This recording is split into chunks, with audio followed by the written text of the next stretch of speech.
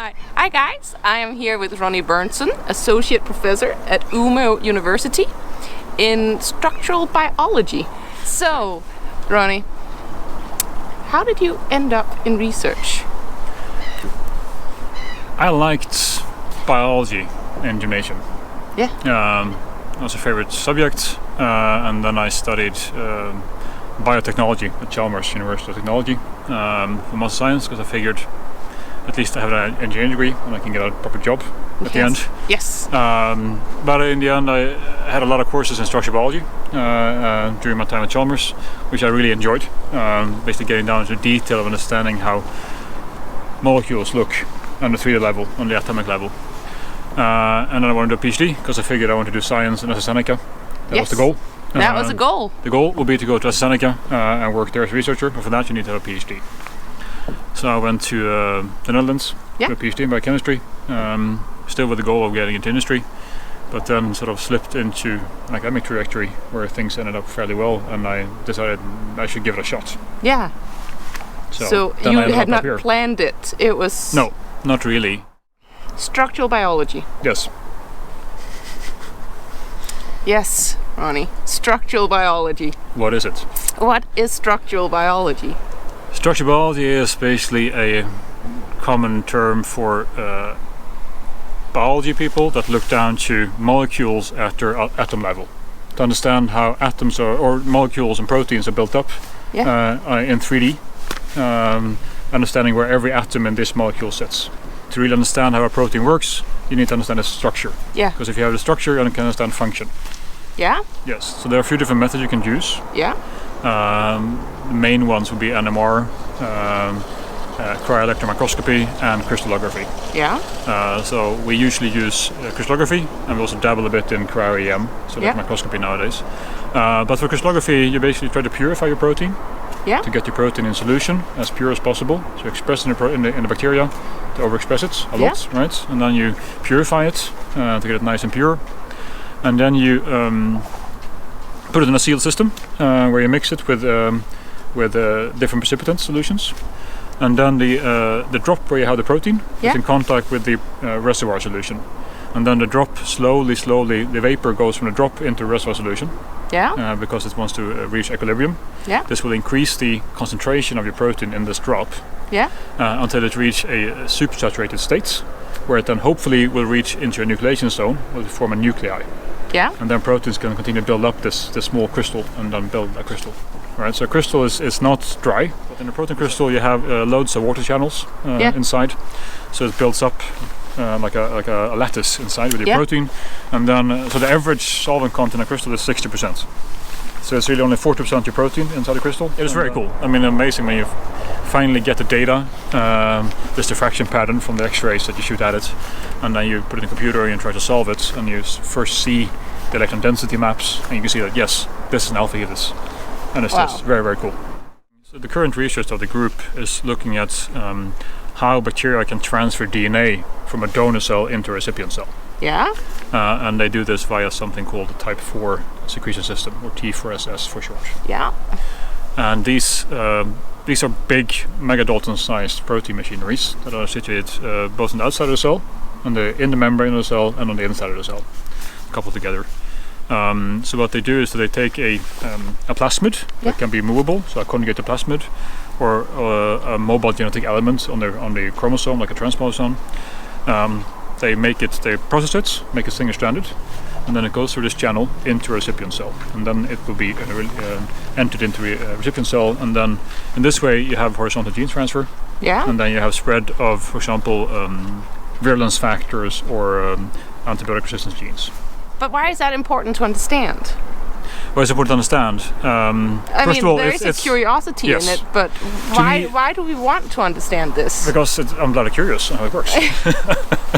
Is that what drives you? Sort of just mostly, like a yes. curiosity? Honestly, yes. It's a lot of curiosity. Yes.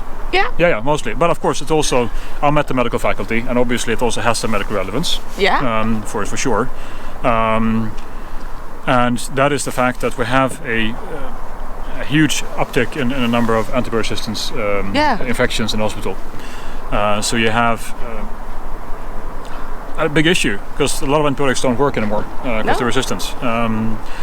And also, this happened the past 60 years. So antibiotics have been in use for the last 70 something years, right?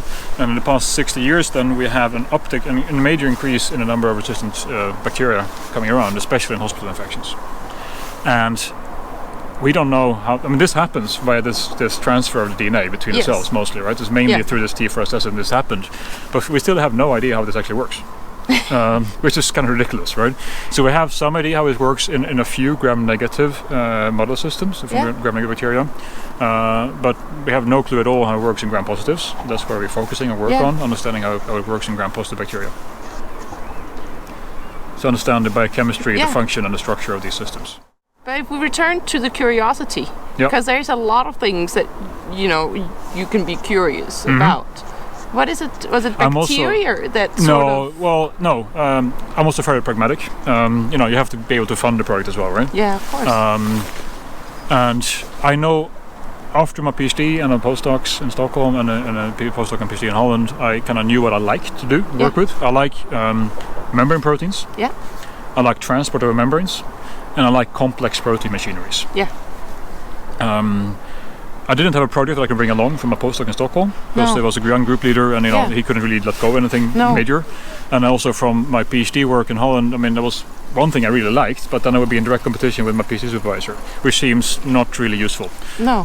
So I spent 3 months reading review articles where I narrowed down basically membrane proteins, transport and complex machineries, and then see what's out there, which niche can I find in this, and I found this, and it worked out. It's amazing. So the model system we were working on is mostly from Enterococcus faecalis. It's a gram-positive bug. We all have it in our guts. Yeah. It's all in our gastrointestinal tract, and it's perfectly fine there. It's even it's also used in industry in probiotics for starter cultures for these yogurts and stuff. Yeah. But the problem, this bug is really quite prominent in hospital-acquired infections. Where if it gets out in the bloodstream, you have urinary tract infections, you have heart valve infections, and carditis, etc. Normally, you don't die from it very often, but it leads to really a prolonged disease, and you're in hospital for quite a long time, and it's not very nice at all for the patients. No, and it's also a huge cost to society, obviously, for having people lying in hospital for months, right, in treatments. And also, this bug is very prone to forming biofilms.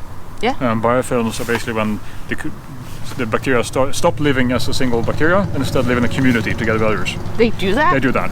That's amazing. And they help each other in this community, in a biofilm. But also this biofilm is basically impenetrable to antibacteria, so you can't really kill it very easily. Plus, they're also then very good at transferring DNA with each other, right? So you have the biofilm formation, they come into bad places, and they are usually resistant to a lot of bacteria. So if we understand this system, this T4SS system, will we then be able to target it, or? To some extent, yes. Yeah. There are some initial research done already on gram-negative systems, which indicate that this is indeed possible. So if we have the structure available, we can actually target specific parts of it and design compounds that can target it. This will not stop the transfer of antibiotic resistance, because then it's, if you're in a patient already, then it's too late, right? Yeah. But what's almost always the case is the fact when you transfer these genes or these genomes over the system, very often you also transfer virulence factors, which make the bug even more virulent in the infection. And if you can stop and target this T4SS in the infection stage, you stop the transfer of these things, right? So they can't transfer this to any more bugs around themselves. They only get it to their offspring, and not by having sex, basically. So that helps in suppressing the virulence of the infection, and then hopefully together with another drug or just your own immune system, and can easily get rid of that. If you don't have a structural understanding of the proteins, of course I'm fairly biased here, right? Because this is what I work with. But if you don't have a structural understanding of the proteins you're working with, it's much more difficult to get an understanding for the function and how they actually work. And for some things it might not be important, but if you actually want to really dig down and understand really how they work, you kind of need it. And also if you want to design any kind of drugs, to things. I mean, old school way is just you have a library of compounds, a few million compounds, and then you high throughput, and you just bathe it in and see what happens, and then you don't know what it targets, you don't know what it does, right? But you have an effect. Yeah. This is how we get normal like headache pills and stuff, right? But more and more companies today are going towards like fragment-based drug design and structure-based drug design, so slightly more rational design of these drugs. Yeah. Where you then need the structural data in order to rationally design the compound you're trying to make. It is. Because then if you know it will only bind here and nothing else, more or less, right? And then it's more targeted. And so it becomes a precision. You increase the precision. Yes. Which hopefully would then also, in the long run, decrease any side effects. Hopefully, of course, you have to test that as well, of right? Course. Obviously, yeah. I mean, I don't do much drug design, right? No. But I mean, it's where there is a potential impact on society. Yes. Because that was going to be my next question. What sort of impact does your research have on society? And then this is it. Yeah. I mean, partially, right? The more impact as well, right? I mean, I'm really driven by my curiosity. I think these systems are amazingly cool. I want to understand how they work, right? I get down the nitty-gritty details and understand how this really works. It's an amazing system. Yeah. It's very complex. It's cool. Yeah. And of course, we have the drug side of the things, right? Yeah. But also, we don't know in the end what our findings will be used for, right? I mean, all the basic science, all fundamental science has been done is done by people that they don't really have an applied thing in their mind per se, right? And that's for a lot of things that now used heavily for different things. We just don't know, and that's why fundamental science is so important, because we don't know today what this results will be used for, say a decade later. How can we make basic science relatable? There are different way to try, right? I mean, it's if you have a medical relationship to it, right? It's easy, right? Even if you're working on something very obscure, but it's a sort of a nut and bolt of cancer, right? It's easy to make a link, right? Yeah. For me, it's not that difficult. I can make a link to antibiotic resistance. Yeah. So it's a fairly simple hop there, right? So then people get interested. But you have a lot of other disciplines where you don't have that link directly. And then I think it's important to note that we don't know what happens in 10 years with the science. Exactly. And I mean, we have so much things. We have Wi-Fi, we have graphene that's now being explored like crazy. We have so many different discoveries that are made simply by fundamental science. And I think that can be highlighted a bit more, perhaps. Yeah, that sometimes we don't know where it's going to be used. No, exactly. But it can have a tremendous impact on our society. Yeah. So where do you feel that if we return to your scientific field, what are sort of the hopes that you have for the future? For me, or for the field, or for the field. Umeå, for the field? For the field. Well, actually, the field is doing very well at the moment. Yeah. I mean, structural biology is having glory days, more or less. With the X-ray crystallography has done so much the past two decades, more or less. And now we have cryo-electron microscopy coming up, being amazing to work with, and there's so much things being discovered. Yeah. That I just hope that this continues. Nowadays, cryo-EM is developing like crazy. Amazing things we can do now we couldn't do 5 years ago. So technology is coming along very nicely, and it allows us to answer, fundamental questions about really big, complex proteins, which you couldn't do 20 years ago, as easy as now. Yeah. And it allows us to tackle more challenging problems. Yeah. Which is fun. What motivates you to continue with science? Multiple things. Yeah. First of all, so I started reading about this bloody system and decided I want to do this in end 2012, beginning 2013. Yeah. And then I started the group in mid-2015, and now it's about 5 years in, basically, almost, right? And starting to understand it, right? But it would take quite a few more years to actually have gotten this down properly. So I want to see this through, obviously. Yeah. But I enjoy science. It's the process of getting up in the morning and realizing that we might discover something cool today. All right, it's fun. Yeah. And also, I like interacting with people. I like supervising people. I like having this interaction of talking science and with people. So it really is the curiosity that drives you. Yeah. That's cool. For me, it is. Yeah. But I think for a lot of scientists, it is the curiosity. But it's also, I know people don't. I mean, I know people definitely, they're driven by the application in the end, right? So they use in the end. But for me, it's the curiosity. It's also a bit. I think most science are a bit sort of colored by the way they were taught, right? Yeah. And the way they were raised in academia. Yeah. And I had 2 PhD supervisors, one the big boss and the small boss, basically. Yeah. And both of them were curiosity, but especially the small boss. So he's now a full professor as well. Yeah. And that colors off a bit on me as well, I think. So you're raised in curiosity-driven environments. Yeah. And that is what you have with you. Yes. Should we go get a beer? Sounds good.